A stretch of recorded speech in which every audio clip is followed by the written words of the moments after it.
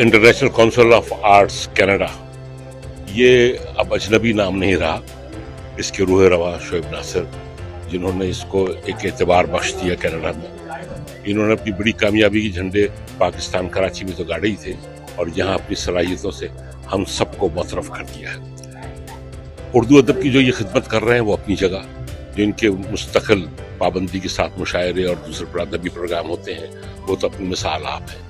लेकिन अब इन्होंने एक नया रंग इख्तियार किया जो कि बड़ा अच्छा है, जो इन्होंने अब कनाडा में रहते हुए, क्योंकि फ़न की कोई सरहद नहीं होती, तो उन्होंने हिंदुस्तान, पाकिस्तान, खुसूसन जो उर्दू ज़बान के फ़नकार हैं, आज रफ़ी साहब की याद में प्रोग्राम, और बहुत कामयाब प्रोग्राम, और उसमें उन्होंने बड़ा हम उर्दू बोलने वाले और उर्दू समझने वाले और कनाडा में मुकीम पाकिस्तानी कम्युनिटी को एक फ़ख्र का एहसास से रूशनास कराया, एक फ़ख्र दिया, और हम बड़े मशकूर हैं शोएब नासिर के और इंटरनेशनल काउंसिल ऑफ आर्ट्स के।